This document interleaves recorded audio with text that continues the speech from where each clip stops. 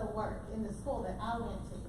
I went to Jefferson Elementary, Jefferson Middle, and Jefferson County High School. The elementary is the cafeteria is named after my grandmother, Bertha Jett, who was the cafeteria manager for 35 years. So I'm very connected work and home. So some of the things I have gathered are concerns about building. Some things I've heard is, our numbers are lower and lost to private school vouchers. But I'm wondering, are the numbers lower? Is that the data that you're receiving from Central Office and Dr. Johnston? I know in my kindergarten classroom last year, and it's looking like this year, I have 22 5-year-olds in my classroom. We are not low attendance.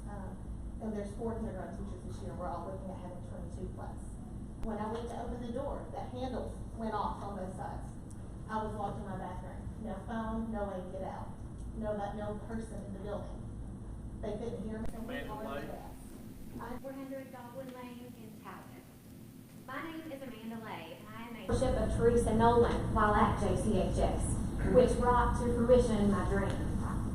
It was the passionate, tireless investment of so many educators that drew me to stay and invest in the lives of the young people of Jefferson County. I sincerely believe that who inspires them to have productive struggles and persevere, someone who teaches them the power of yet. I strive each day to show the love of Christ through my attitude, my care, and my love for my students and their families. You see, this is the greatest mission field in the world. This is a profession that God called me to as a kindergartner in the room of Marilyn Barr at Jefferson Elementary School. I knew then I wanted to be the investment that she was for me. Teachers have such a special job. We shape the future. Every day when I open the door to my classroom, I open the potential of 18 world changers. And I believe the world will be a better place because of what they'll do in it.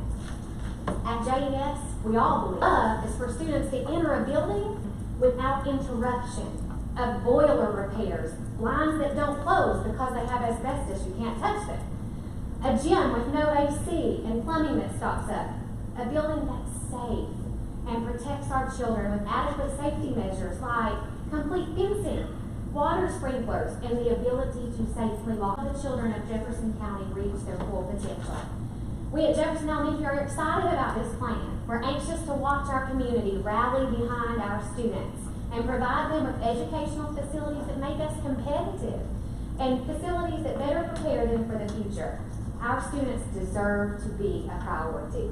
Thank you again for your support and concern for the best interests of Jefferson County. We're excited about the future. Thank you. Next is Dusty Cox, and I think he may be outside.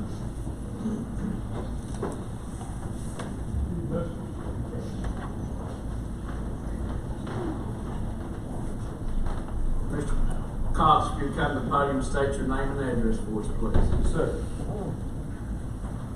Robert Dustin Cox, 384 Camelot Drive, White Pine, Tennessee. We've got 3 minutes. All right, thank you, sir. Thank you all for allowing me to come speak for a moment. I'd like to talk for just a moment about what if thinking, all right? As we all know, now more than ever, we're in a what if society. Unfortunately, the what ifs, they're either filling us with fear of the future, or they're provoking negative connotations that are paralyzing us. This is across the country.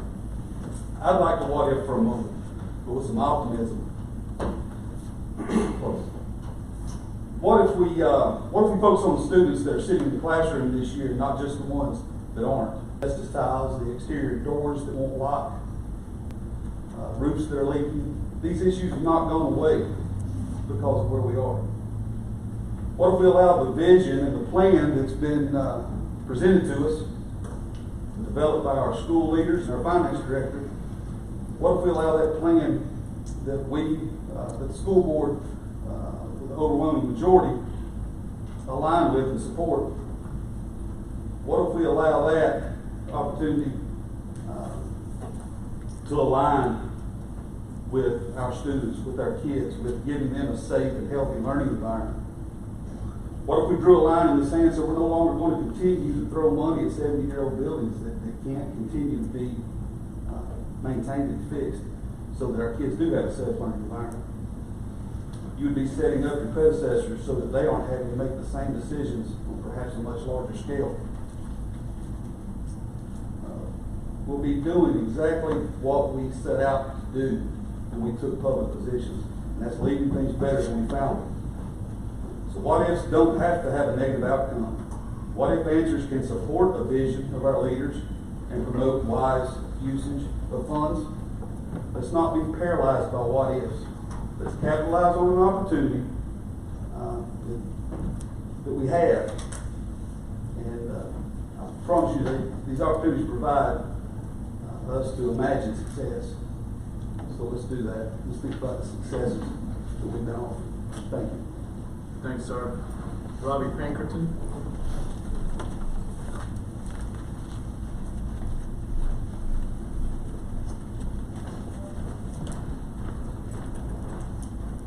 Robbie Pinkerton, 1480 Royal Drive, Jefferson City.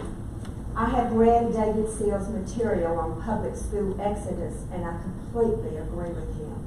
In fact, I have made school board member Denise Fair was not able to be present at the meeting when the school board members took a tour of Jefferson Elementary School so that she could have seen the atrocious conditions of the building. We stood in the gym and watched the traffic pass by on the 4-lane through a large crack in the wall. I asked, why has this crack not been filled in? Told, oh, it has been many times, but the wall shifts and the crack reappears. I asked why the 1/4 inch of dust was not cleaned off the pipes running through every room in the building that was causing my throat as an asthmatic to close up. Told, oh, we have been told not to touch any of those because it is all asbestos and we may stir it up.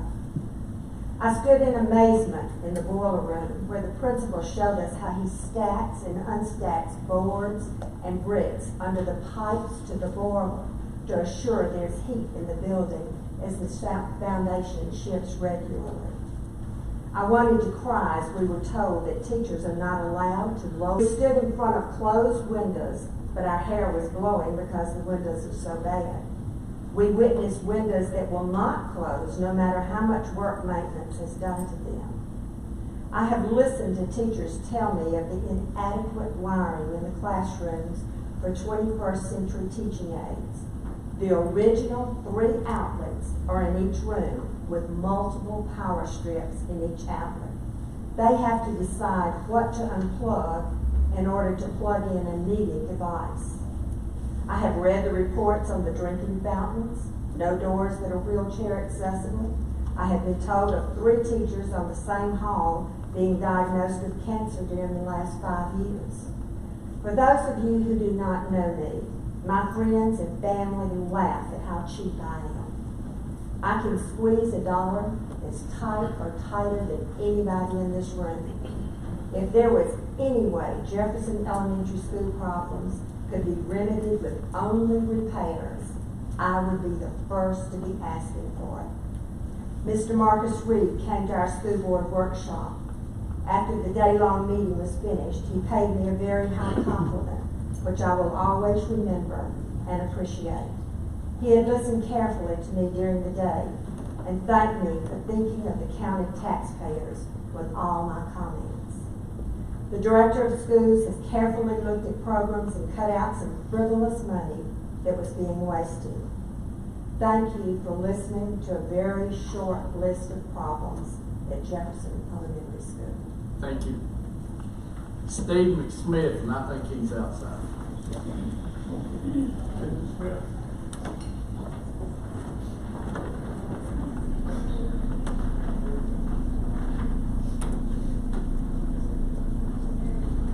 You know the drill, Mr. I do. Mr. Chairman, Commissioners, my name is Steve McSmith, 3766 Highlandview Road, Sevierville, and I'm speaking on behalf of the Paris Chapel community. The original effort of the Paris Chapel community's Jefferson to Sevier campaign commenced 3 years ago. That effort ultimately failed, but the needs of the populace in that geographical area and the basis for our request for improved services remains. The county added a second school bus route to slightly shorten the ride time for students in our area. The county led us to believe as far back as 2018 that the highway department would receive budget appropriations for 3 years consecutively as an initial step to improve our disgustingly dilapidated roads. And last year, the county voted to hire 6 new EMS techs and purchase 1 new ambulance. So to facilitate having 24/7 ambulance service at Chestnut Hill, advantageous to the residents of the isolated Church Chapel community. A year later, have there been any new EMS hires? Has a new ambulance been purchased? A lack of communication leaves us scratching our heads and wondering. Budget year 2018-19 saw asphalt paving of Buckhorn Road and part of Parish Chapel Road, our 2 major roads south and north. Budget year 2019-20 saw no work done other than minor patching and repairs. A phone conversation with Highway Superintendent Charles Tipton this past week indicated that he is still challenged to go through 3 years, replace it with another even farther away and even more inconvenient. This issue dates to June 28, 2018. Promises are meaningless unless there is timely, meaningful follow-up. If Jefferson County cannot or will not provide basic government services for the most isolated portion of the county and won't consider a boundary change to allow us to become part of a county that can and will, then perhaps it's time to negotiate an agreement with Sevier County and make our Parish Chapel community a unique district with shared services for 2 counties. The absolute worst scenario for the Parish Chapel community is for the county government to continue to promise change, ignore us, and hope that we'll forget what you promised to provide. That we can trust what you tell us is honorable. You have a choice between being a legitimate, trustworthy government body or giving yourselves a black eye by failing to be an honest, responsible, legislative entity. It's an important choice. Thank you, sir. Anne Marie Potts. Please give us your name and address.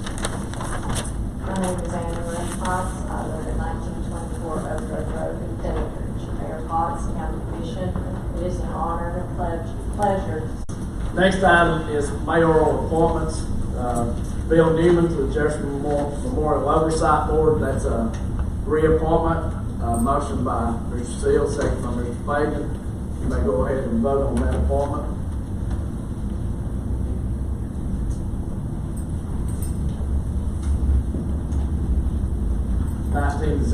Second mayoral appointment is the Jefferson Park Nursing Home Board. That'd be a reappointment of Carolyn Bull. For a point of information, we understand the gravity of that and appreciate everyone's passion either way.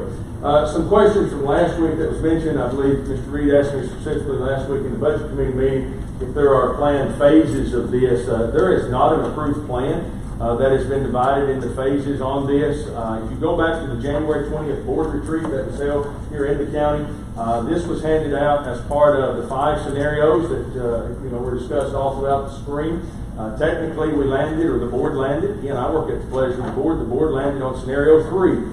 As you know, at the top of one of those pages in that handout on January 20th, it said scenario 5 was the possibility of combining schools, closing 4 to build 2, and then page 2 of that at the top said sample scenario 5, and it just laid out how a timeline could work. But again, the board has made no official plan. There's been no vote on that, so this is a standalone motion here. Now, of course, as buildings continue to get deteriorate or age, just like us, I find myself going to the doctor a little more than I did at 28, at 48. So, what happens next is the pleasure of the board.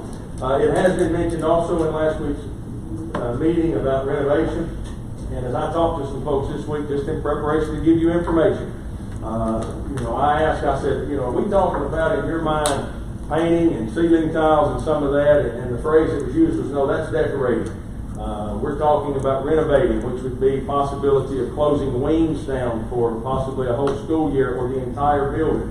When you do that, you're looking at portables. So I had one of our staff go back, and what costs $400 to $600 per portable to rent a few years ago are now $1,100 to $1,200 per month to rent a portable classroom, which a building holds 2, the ones that we were looking at to make apples to apples comparison, plus a $6,000 setup fee and a $6,000 takedown fee at the end.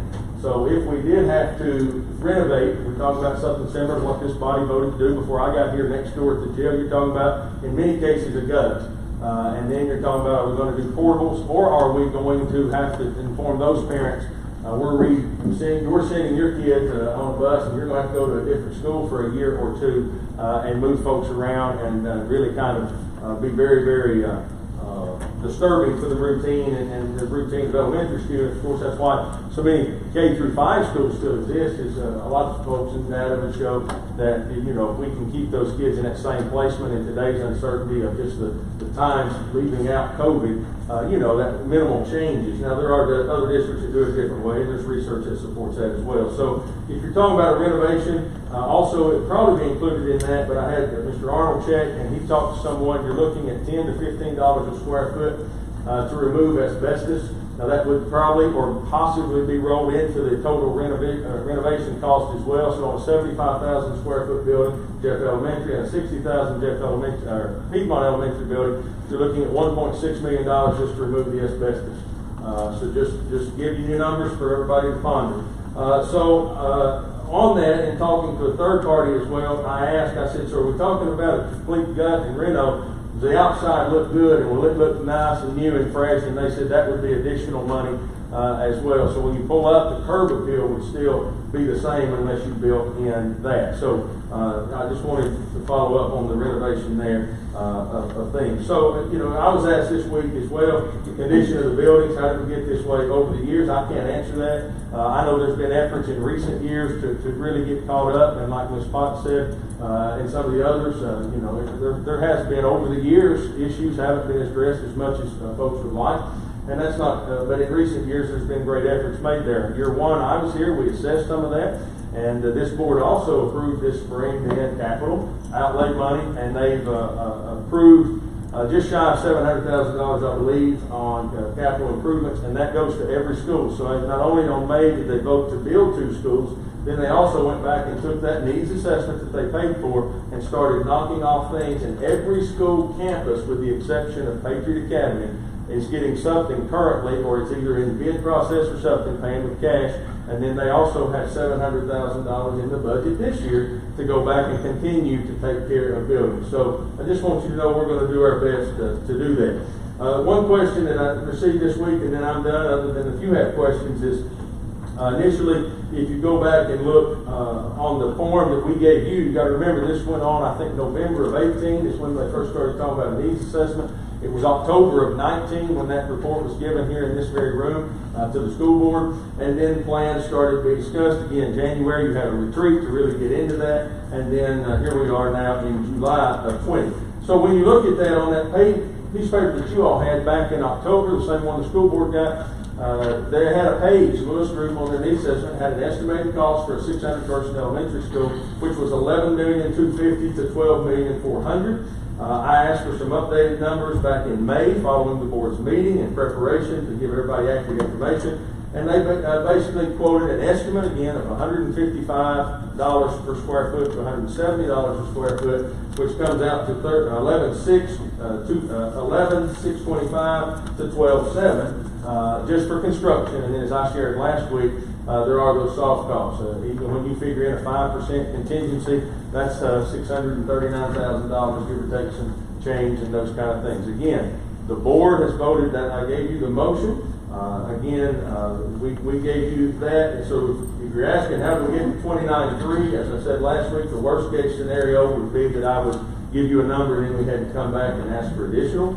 So we took the high number on that May estimate of with the soft cost in $14,651 and per school, and then times 2, and then with $100,000 just as again to make sure that we had done. Mr. Chair, that's all. I just want to give an update off last week. Mr. Doctor. I apologize for what your last week, Dr. Johnston, about just a few quick questions. Does the request, y'all gonna need to buy land for these 2 new schools? If the answer is yes, does the fund request include funds to purchase land? There was a discussion back, and I don't remember which meeting or workshop, where the board had expressed interest in trying to buy something or pay cash for something, but the board has not voted to do that. So last week I clearly said I took that opinion of soft costs without land in it. So that land does not, but it could be at the pleasure of the board that they decide to use that for land, and in turn pay cash for something else. But again, we feel like we can come in under that based on the market. Well, does the current request or whether it's soft, does it include demolition cost? If we build 2 new schools, does the current request include demolition money to tear the 2 old ones down? It does not, because the board hasn't made a decision on if they're gonna sell those or what the plan is to do with those existing buildings. You mentioned asbestos removal, and I think, and just I'll tell you up front, I'm wholehearted, if we need new schools, I agree with building a new school, not trying to renovate. But I think you said a number for asbestos removal was how much? $10 to $15 a square foot is what Mr. Arnold found out 2 or 3 months ago. So I took the square footage and hit the middle, multiplied it today by 12, just so I could give you an estimate. Well, you might want to check and make sure, I think I'm telling you right, but I'm pretty sure TDEC regulations say you can't, even if you build a new school, you can't go in there and demolish that Correct. building without doing professional asbestos removal. So if it's 1.3 million, you're still gonna spend that on asbestos removal, and is that included in the request? No. I could read the soft costs if I may. Furniture, fixtures, equipment with an estimate, third-party inspection and materials, state fire marshal review. Is there a provision for providing your own sanitary treatment system if it's not, being able to connect it to a public utility? We did talk back to